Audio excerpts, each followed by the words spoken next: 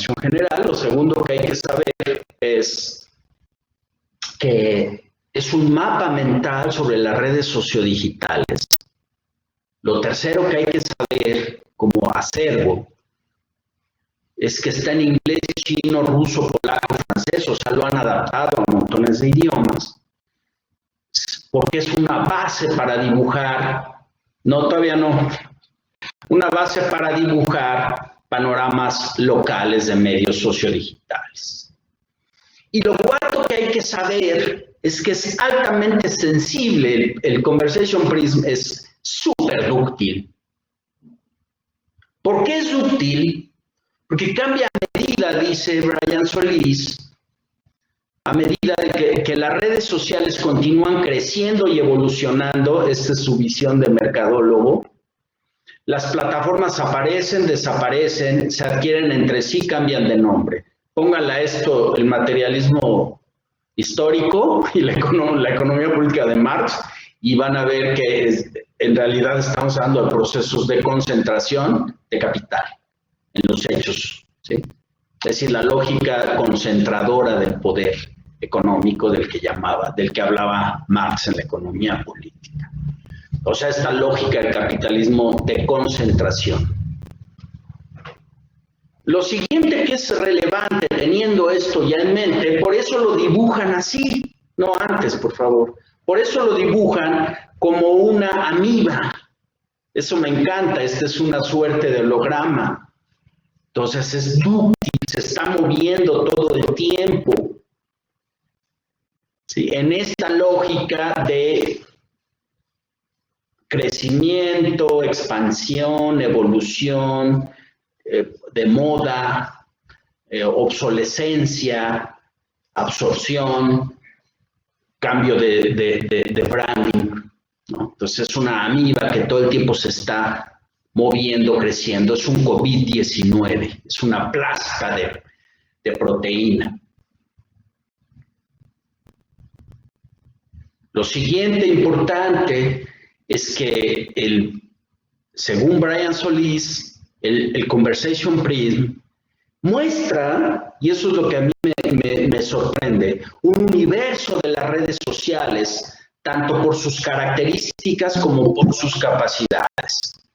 Es decir, nos mata la edad de la inocencia, donde estamos emocionados y ya salió y ya hace esto, y ya puedes mandar esto, y ya se desaparece el videíto, y ya esto. Entonces esta emoción, este tremendo entusiasmo, ¿sí? Nos lo mata porque nos pone como observadores, más cautelosos, más maliciosos. Es decir, ¿qué significado esto tiene esta lógica tan dúctil de la social media? Es decir, del panorama, de la geografía de los ecosistemas mediáticos. Lo siguiente que dice Brian Solís es que muestra el Conversation cómo las personas realmente usan sus herramientas, las redes y los servicios. Ese es otro componente, para bien y para mal. ¿Sí? Entonces, repito, el Conversation Prism muestra el universo de las redes sociales, tanto por sus características como por sus capacidades. Eso, de hecho, era el objetivo original antes de 2008 de Brian Solís para desarrollar el Conversation Prism. Lo segundo es cómo las personas, no antes, lo segundo es cómo las personas realmente usan esas herramientas, las redes implicadas en esas plataformas, en esos ecosistemas y los servicios que prestan. Entonces, eso es lo que buscaba construir Brian Solís y lo que hoy muestra el Conversation Prism en su versión 5.0. Además, también tenía otro objetivo que se cumple, que es el objetivo dice Brian, explica Brian Solís esto. Dice, y esto a mí me deja perplejo, dice Brian Solís, en las redes donde la actividad florecía, ¿algo pasó?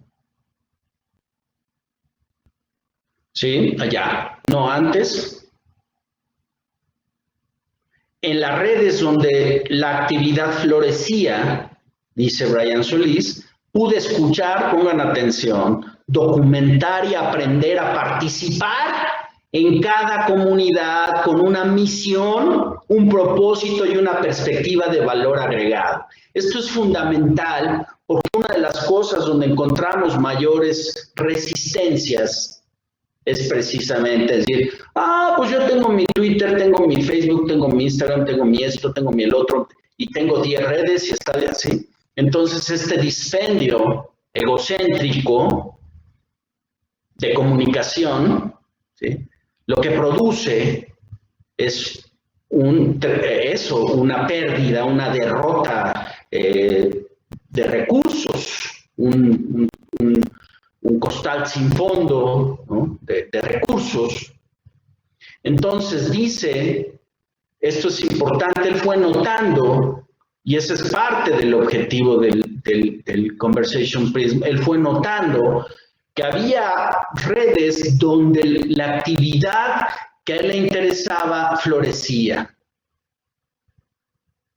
Había unas redes donde él podía escuchar, documentar y aprender por la interacción que tenía con otras redes y por la eficacia para integrarse a partir de su visión con esa comunidad, a partir de su misión, su propósito, su perspectiva con esa comunidad. Es decir, esto no, en esta comunidad no voy a hacer nada, en esta comunidad tengo interacción. Y eso es algo que probablemente ustedes, los que son comunicadoras o comunicadores, estrategas de comunicación, habrán o que están moviendo o están atentos a la comunicación de sus proyectos, se habrán dado cuenta de eso. Hay unos ecosistemas que tienen una función, otros ecosistemas que tienen otra.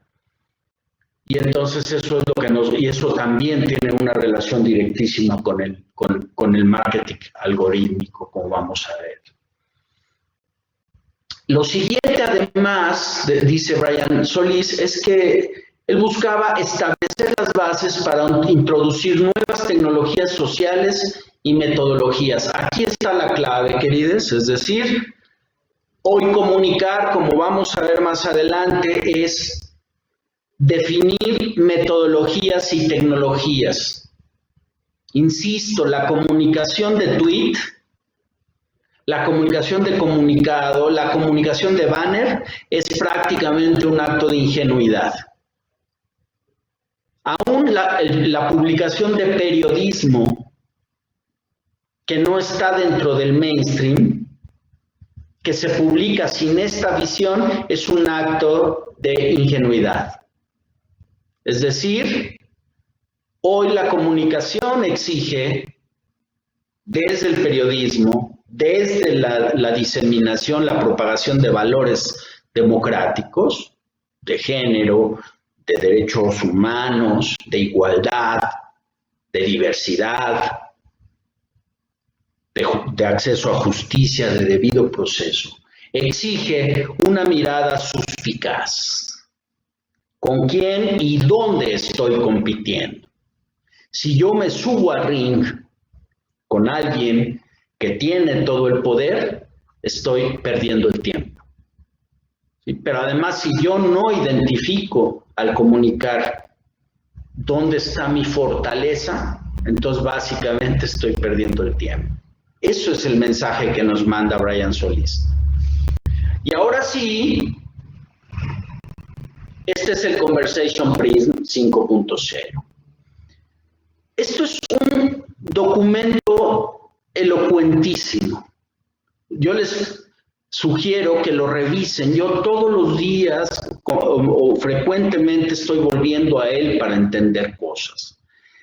Si ven, en el núcleo del prisma está la persona. Lo que ha identificado en capas, ¿no? Que es un mapa, es un panorama gráfico, es un mapa mental genial en términos de una forma de sistematizar esa locura en la que funciona la galaxia. Algo pasó, Alexis. Ya. La galaxia, cómo funciona la galaxia de los social media y sus ecosistemas, ¿sí? Entonces, como vemos, tiene el núcleo a la persona y luego a ti, ¿no? Que eso es interesante, hay una interpelación directa. Y luego lo que nos muestra es un siguiente círculo de cómo aprendemos hoy, ¿sí? ¿Cómo conectamos? Es decir, ¿con qué nos vinculamos emocionalmente? ¿Cómo aprendemos? ¿Sí? ¿Cómo escuchamos? ¿Qué escuchamos? Y cómo co-creamos. Es decir, cómo funciona nuestra intervención en lo que Jenkins, el gurú de la transmedia, cómo nosotros participamos en contenido líquido, en la generación continua de contenido líquido. A través de posts, a través de memes, a través de fotografías, a través de comentarios, a través de improperios también, ¿no? Entonces, ahí lo ven ustedes.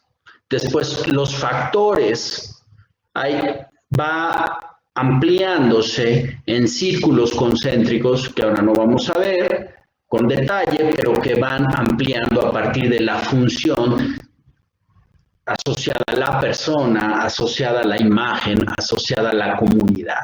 Es decir, hay a partir de mí, si lo podemos ver de adentro hacia afuera en un proceso expansivo o de afuera hacia adentro en un proceso de implosión. Entonces aquí están todas las formas en las que nosotros interactuamos y usamos las plataformas. Que hoy las plataformas, dice Ryan Solis, en realidad son ecosistemas. Y ahí están todos los ecosistemas. Ustedes los pueden ver con lupa, pueden crecerlo y pueden ver, ¿sí?, cómo está. Ahora, esto debe crearnos un estrés. Es decir, debe estresarnos típicamente como los adeptos a la tecnología Mac, digamos, ¿no? Es decir, debe, o a los adoradores de marca, ¿no? El culto a la marca, es decir, eso debe decir, güey, o sea, no estamos en la última. Aquí tal vez no está la última, o tal vez en la que estoy ya ni está aquí, ¿no? Tiene que llevarnos a reflexionar que no todo es, como vamos a ver más adelante, Facebook y Twitter, que la lógica hoy de gestión de la comunicación profesional incluye un montón de plataformas que pueden usarse con una eficacia tremenda para todo lo que está aquí, es decir, para hacer comunidad, para visibilizarnos, ¿sí?, para interactuar, para crear contenido, ¿sí?, contenido de valor, para socializar, para aprender, para entender, para discutir, ¿sí?, para resolver problemas, para acceder a servicios, ¿sí?, para hacer broadcasting,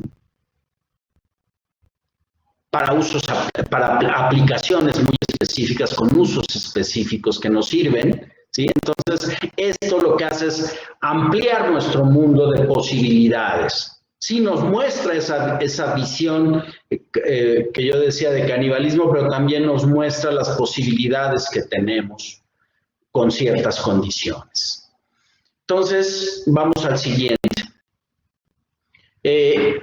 El siguiente punto relevante es, fíjense, yo estaba revisando hace un mes cómo veían los centros académicos que tienen los más robustos, como el MIT, como la University of Northampton, o como Columbia, cómo conciben el Conversation Prism, que para alguien puede parecer algo sencillamente gráfico.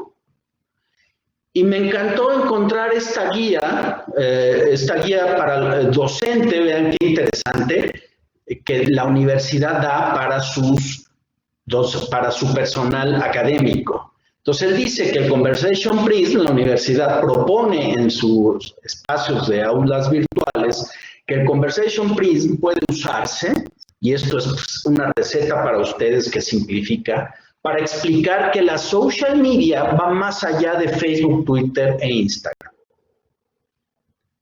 También puede usarse, ¿sí?, para identificar formas de beneficiarse, es decir, no solo para entrar en un ataque de ansiedad y decir me estoy quedando atrás con la última versión del no sé cuánto, o de los tenis o de las bermudas, ¿no?, o del smartphone, sino para decir cuáles de estas cosas pueden beneficiar mi causa, mi visión, mi discursividad, con cuáles de estas puedo interactuar o con mayor eficacia, con mayor potencial de eficacia en el mercado de los discursos, que es una forma en la que podemos caracterizar el espacio público. La siguiente dice recomienda usarlo como una herramienta para crear contenido. Aquí está el tesoro de este concepto, del Conversation Prism y lo que representa este consejo. Es decir, hoy la comunicación tiene que ser multicanal y multiplataforma, como la llama Jenkins, y básicamente su eficacia depende de identificar el canal adecuado, porque en ese canal hay una comunidad específica, y producir contenido de valor para ese canal. Ahora, no es solo un asunto de ego, es un asunto de eficacia. Y vamos a ver por qué.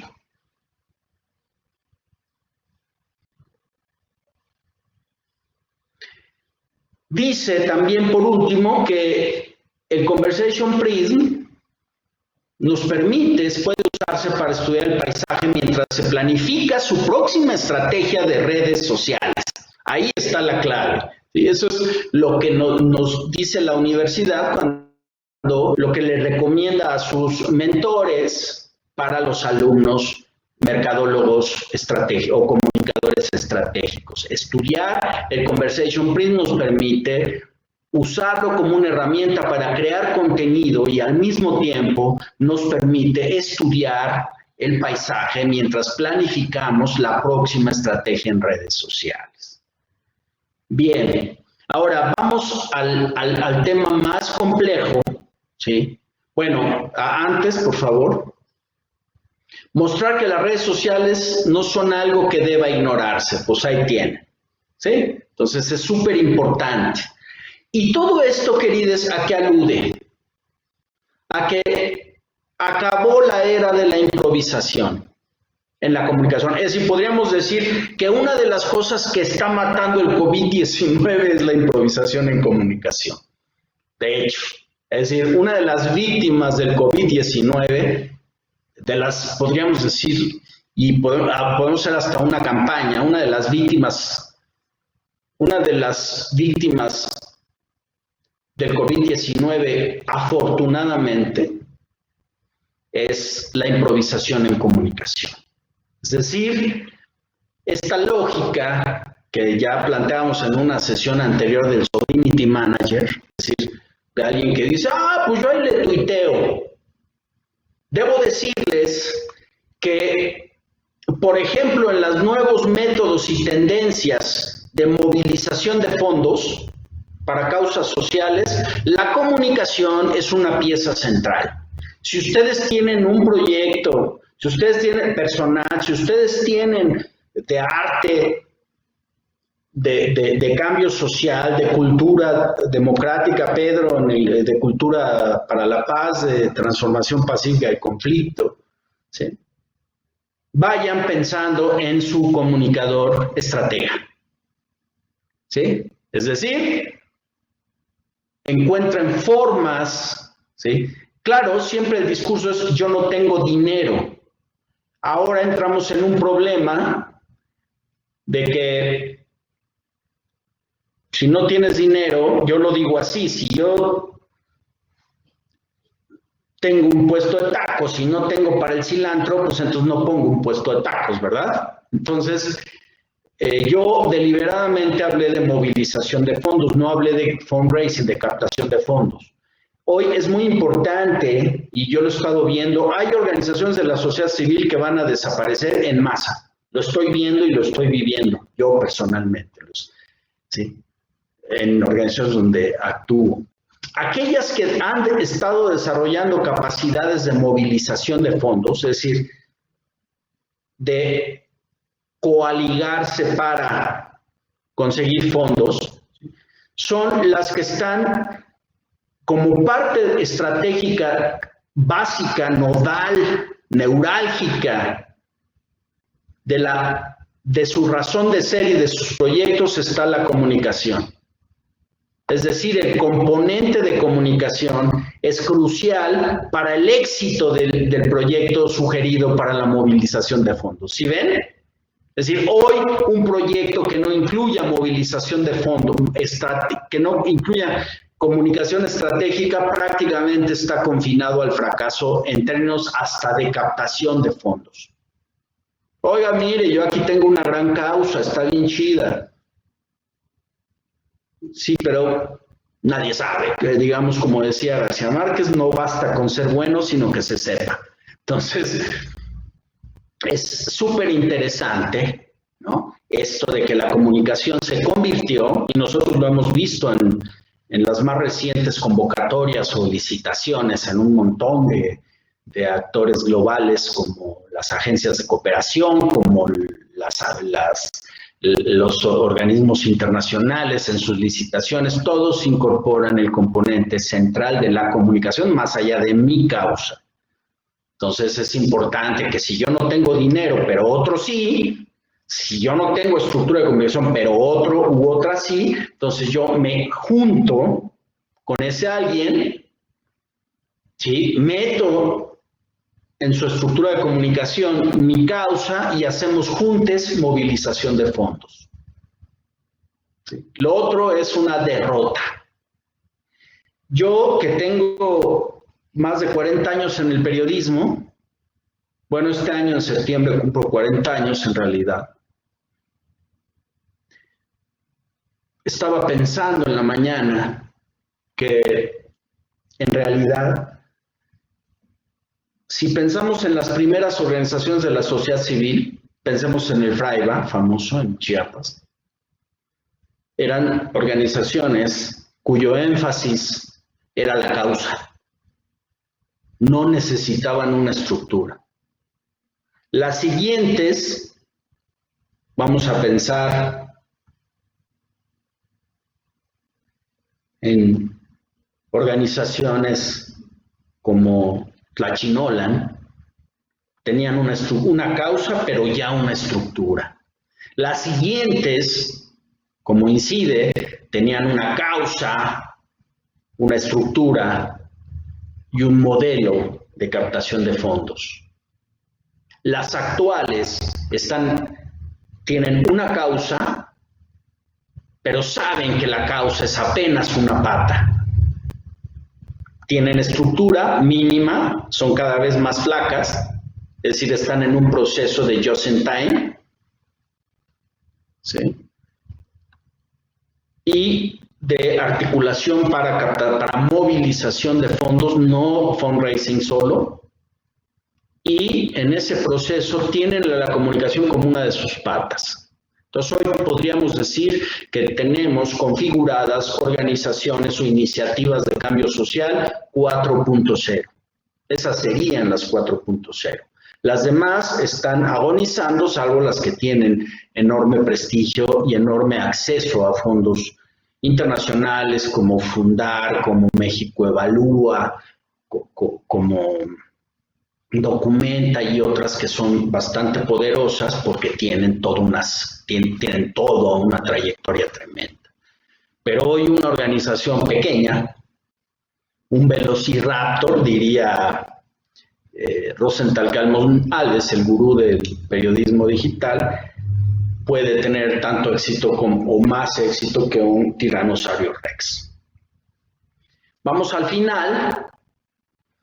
Para esto puede usarse el Conversation Prism y ahora sí viene el tema central en los 8 minutos que nos quedan.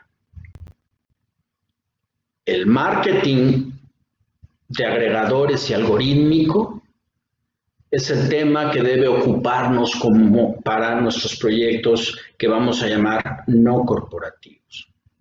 Lo que están viendo ustedes es un esquema muy básico de los algoritmos de Google. ¿Por qué Google tiene estos algoritmos? Tienes desde los primeros algoritmos, que es Panda, Pingüino, hasta algoritmos mucho más complejos o mucho más básicos como Móvil, el 05, que es para identificar aquellas arquitecturas de sitios web que son responsivas, altamente responsivas. Y así, o sea, les puedo explicar cada uno, pero lo importante es que, y esto relaciónenlo con esto que dice Galloway de Google Dios. Por una razón de pensamiento mágico, nosotros pensamos que vamos a Google y Google sencillamente tiene información. De algún modo tiene información.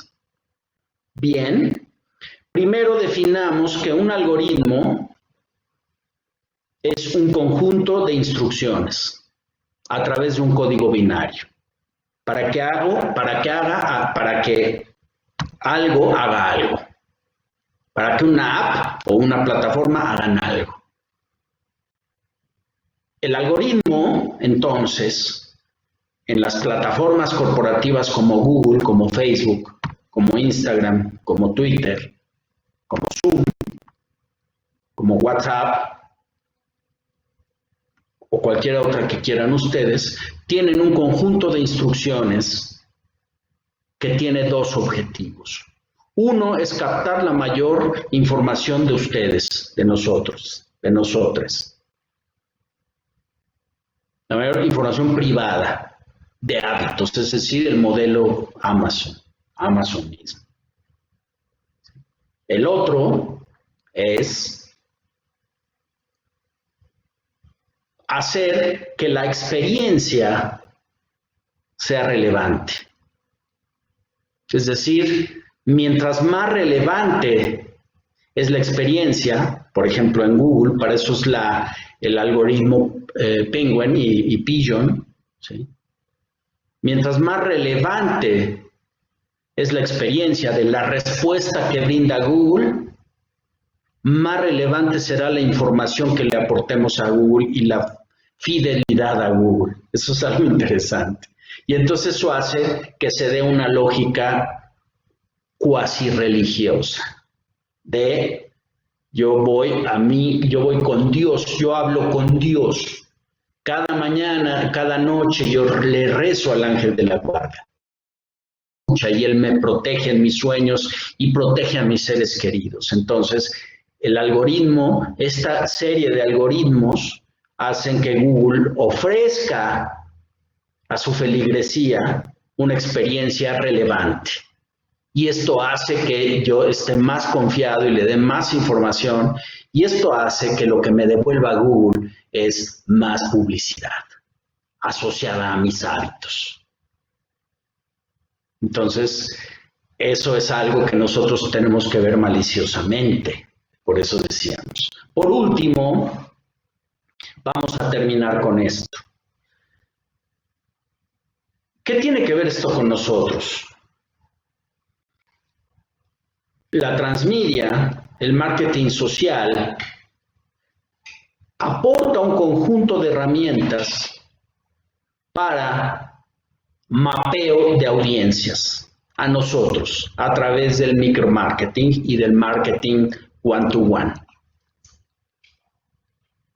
A través de las metodologías del marketing aplicadas al marketing social, nosotros podemos llegar a actores relevantes Les dejo de tarea como recomendación estudiar la cantidad de metodologías que pueden encontrar en línea para mapeo de actores relevantes para mi causa.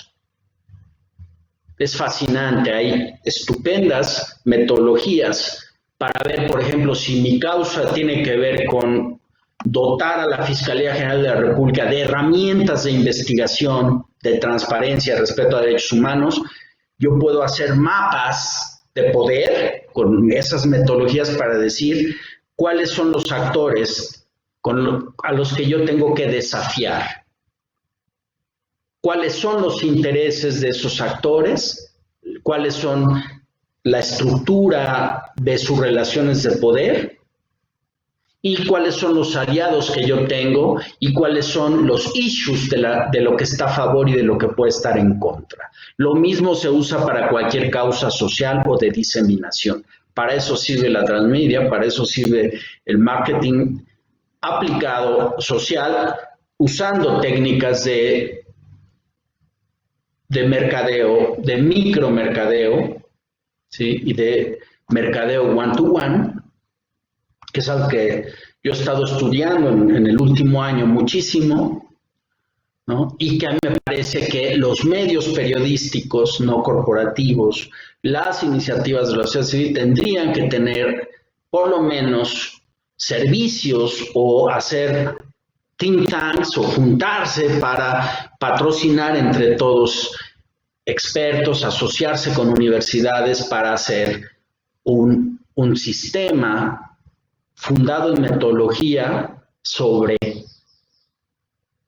el micromarketing. Entonces, en el minuto que me queda, cierro diciendo que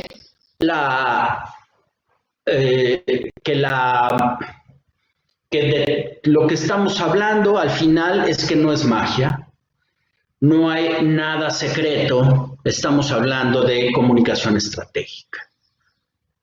No hay comunicación estratégica, no veo posibilidades de que haya un proyecto.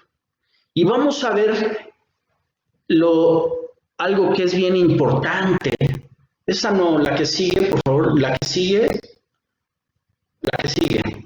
Vamos a ver esto. Esta es una red social que está en boga, Vigo. Es una red social que está en boga entre adolescentes y que con la contingencia y el encierro se desarrolló brutalmente sin tanto ruido. Lo que a mí esto me muestra como enseñanza es que como en el espacio público analógico tenemos una redensificación del espacio digital. Y en esa redensificación lo que estamos viendo es que aquellas plataformas que personalizan hasta grados extremos la experiencia de socialización y de compartir son las que tienen las posibilidades de sobrevivir. Este es sencillamente un ejemplo interesante de co-creación, ¿sí? En un asunto bastante comercial, pero que nos da una lección sobre hacia dónde tendríamos que estar marchando, sobre cómo articularnos para comunicar con eficacia. ¿Lo podemos poner, Alexis, por favor?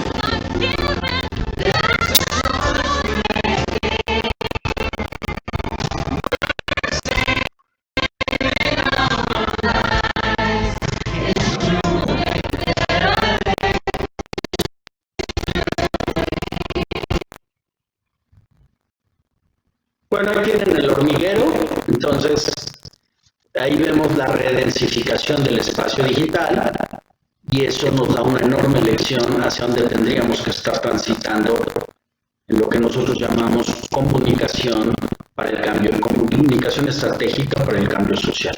Gracias y ahora sí, preguntas. Terminamos bien, empezamos a las 12, que hablamos hasta 11:15.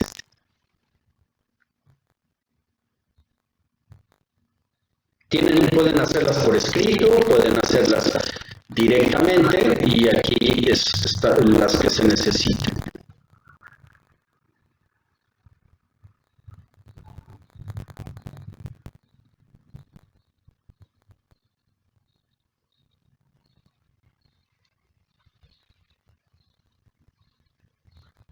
¿Alguien?